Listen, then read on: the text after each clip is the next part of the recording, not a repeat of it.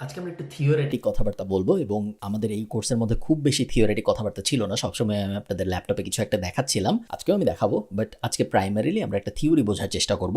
সেটা হলো, আপনি যখন এসইও এক্সপার্ট হিসেবে কাজ করবেন তখন আপনি একটা টার্মের সাথে বিভিন্ন সময়ে এটার ইউ উইল কাম অ্যাক্রস, যেটা হইল গিয়ে white hat SEO versus black hat SEO. White hat এবং ব্ল্যাক হ্যাট এই কনসেপ্টটা আসলে আসছে হইল হ্যাকিং এর থেকে। সাধারণত হোয়াইট হ্যাট হ্যাকার এবং ব্ল্যাক হ্যাট হ্যাকার বলে একটা ব্যাপার আছে। হোয়াইট হ্যাট হ্যাকার হলো তারা যারা আসলে ভালো হ্যাকার, এরা ওয়েবসাইটের ভালনারেবিলিটি, ওয়েবসাইটের ঝামেলাগুলো খুঁজে বের করে এবং তারপরে ওয়েবসাইটের মালিকদের জানায়। বদলে তারা কখনো কখনো মালিকদের কাছ থেকেই টাকা পায়। ফেসবুক, গুগল, অ্যামাজন সহ বড় বড় সব কোম্পানির এই হ্যাকারদের, হোয়াইট হ্যাট হ্যাকারদের জন্য প্রোগ্রাম আছে যেগুলোকে বলে বাউন্টি প্রোগ্রাম। আপনি যদি অ্যামাজনের ওয়েবসাইটের কোনো একটা বড় ভুল খুঁজে বের করতে পারেন, ফেসবুকের কোনো একটা বড় ভুল খুঁজে বের করতে পারেন, আপনি ফেসবুক বাউন্টি প্রোগ্রাম লিখে সার্চ দিবেন গুগলে, দেখবেন ফেসবুক টাকা দেয় প্রবলেমগুলো আপনি যদি ফিগার আউট করে দিতে পারেন তাহলে সেই জন্য। সেগুলো হোয়াইট হ্যাট হ্যাকারদের কাজ। ব্ল্যাক হ্যাট হ্যাকার উল্টা। ব্ল্যাক হ্যাট হ্যাকার হইলো যারা আপনার ক্রেডিট কার্ডের তথ্য চুরি করে, আপনার ওয়েবসাইট হ্যাক করে নিয়ে যায়। বাংলাদেশ আর মায়ানমারের যখন যুদ্ধ হয় তখন মায়ানমারের হ্যাকাররা বাংলাদেশের সব ওয়েবসাইট বন্ধ করার চেষ্টা করে, বাংলাদেশের হ্যাকাররা মায়ানমারের সব ওয়েবসাইট বন্ধ করার চেষ্টা করে।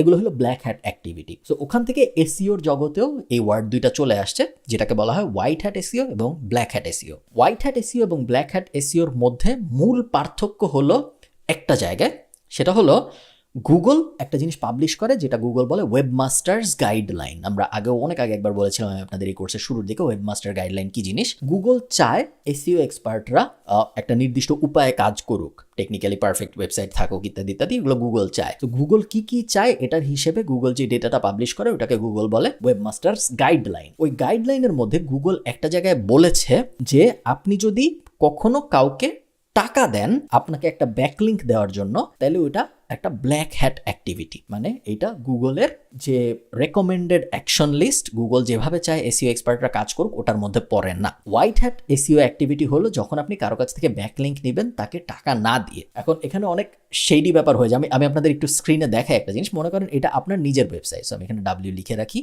এখানে দুনিয়ায় বিভিন্ন ওয়েবসাইট আছে, আপনারা জানেন দুনিয়ায় ওয়েবসাইটের কোনো শর্টেজ নাই। এখন আপনার এই পেজটা র্যাঙ্ক করার জন্য অবশ্যই ব্যাকলিঙ্ক দরকার।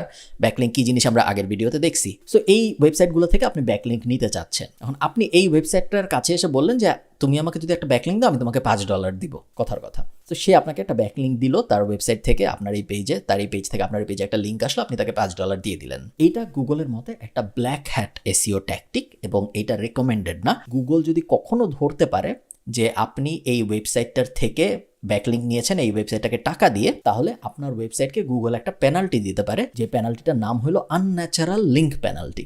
এবং এই পেনাল্টি যদি দেওয়া হয় তাহলে আপনার পুরো ওয়েবসাইটটা গুগল থেকে সরে যায়, গুগলে কোনো কিছু লিখে সার্চ দিয়ে আর আপনার ওয়েবসাইট পাওয়া যাবে না। পেনাল্টিটা খুব রেয়ার, খুব বেশি মানুষ এটা পায় না। এবং আমি আমার গত 7-8 বছরের এসইও ক্যারিয়ারে একবার দেখেছি আনন্যাচারাল লিঙ্ক পেনাল্টি, এছাড়া আমি দেখিনি। এবং আমি শয়ে ওয়েবসাইটের উপর কাজ করেছি, আমি 200-300 ওয়েবসাইটের উপর মিনিমাম কাজ করেছি, এবং তার মধ্যে মাত্র আমি একবার দেখেছি। যত এসইও এক্সপার্ট আমি চিনি কেউই আনন্যাচারাল লিঙ্ক পেনাল্টি খুব পায় তা না। যারা পায় তাদেরও বেশিরভাগ আমেরিকান মার্কেট টার্গেট করে, যেহেতু এটা সবচেয়ে বড় competitive market. Irish market, Bangladesh market, দুনিয়ার অন্যান্য কোনো মার্কেটে আনন্যাচারাল লিঙ্ক পেনাল্টি খুব দেয়া হয় এরকম নজির নাই। হ্যাভিং সেড দ্যাট, আপনি যে পাবেন না এটার তো কোনো গ্যারান্টি নেই, বিকজ গুগল বলছে যে ও চাইলে দিতে পারে। এখন কথা হইলো, আপনি এখানে জিজ্ঞেস করতে পারেন যে আচ্ছা আমি ওকে $5 দিলাম না, কিন্তু আমি ওর মাথায় একটা বন্দুক ঠেকায় বললাম আমাকে একটা ব্যাকলিঙ্ক না দিলে আমি গুলি করে দিব।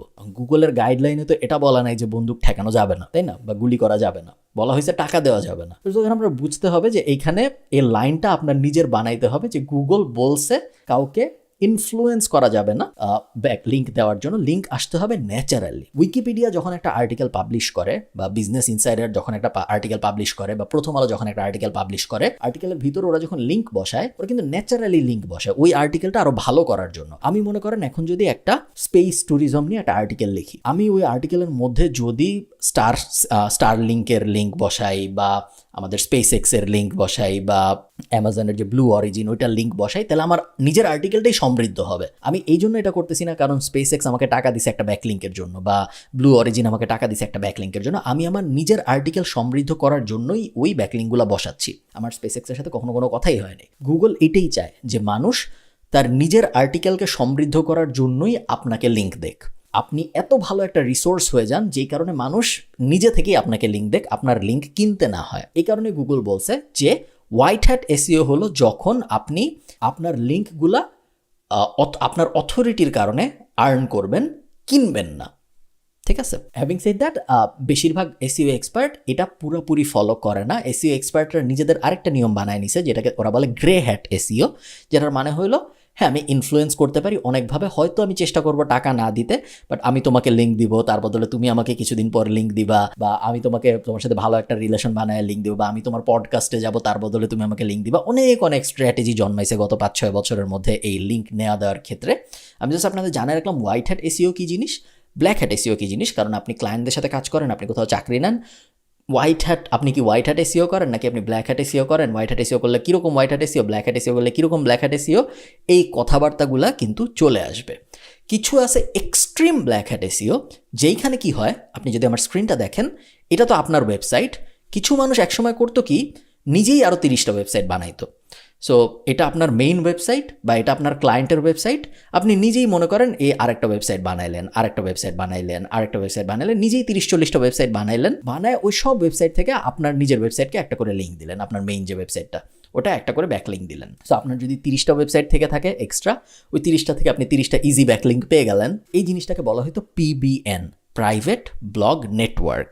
PBN stands for private blog network. এই জিনিসটা রেকমেন্ডেড না, এই জিনিসটা আমি আপনাদের শিখাবো না, কারণ টাকা দিয়ে নেওয়াটা তাও খারাপ না, বিকজ ওই ওয়েবসাইটটা আরেকজন ম্যানেজ করতেছে, আপনার আনন্যাচারাল লিঙ্ক পেনাল্টি পাওয়ার চান্স খুব কম। কিন্তু আপনি যদি একটা পিবিএন ইউজ করেন 2022, 2023, 2024 সালে এসে, আপনি এমন কোনো আহামরি বেনিফিট পাবেন না কম্পেয়ার টু রিস্ক যত তার তুলনায় বেনিফিট অত আহামরি না। প্লাস একটা পিবিএন ওই 30টা ওয়েবসাইট ম্যানেজ করতে আপনার যে পরিমাণ খরচ হবে, বোথ টাকার হিসাবে এবং সময়ের হিসাবে, তার থেকে আসলে মানুষকে $5-10 দিয়ে লিঙ্ক নিয়ে নেওয়াটা ভালো। আমি নিজে পিবিএন করি না এখন আর, আমি একসময় করতাম। 2017-18তে আমার নিজের 30-40 ওয়েবসাইটের পিবিএন ছিল, এবং আমরা ম্যানেজ করতাম। আমরা আমাদের পিবিএন থেকে নিজেদের ওয়েবসাইটে লিঙ্ক নিতাম, আমরা অন্য মানুষকেও লিঙ্ক দিতাম। আমাদের পিবিএন অনেকে ভাড়া নিতে পারতো ওই সময়, বাট এখন আমরা এগুলো করি না এবং রেকমেন্ডও করি না, বিকজ এখন এগুলার কস্ট রেওয়ার্ড রেশিও উলটপালট হয়ে গেছে। এগুলো কোনো কিছুই কিন্তু ইল্লিগাল কাজ না। আপনি পিবিএন দিলে আপনাকে পুলিশ এসে ধরবে না, এগুলো কোনো কিছু ইল্লিগাল না, এগুলো গাইডলাইনের বাইরের কাজ, গুগলের গাইডলাইনের বাইরে। সো কিছু থাকে হলো কমিউনিটি গাইডলাইন, কিছু থাকে ল।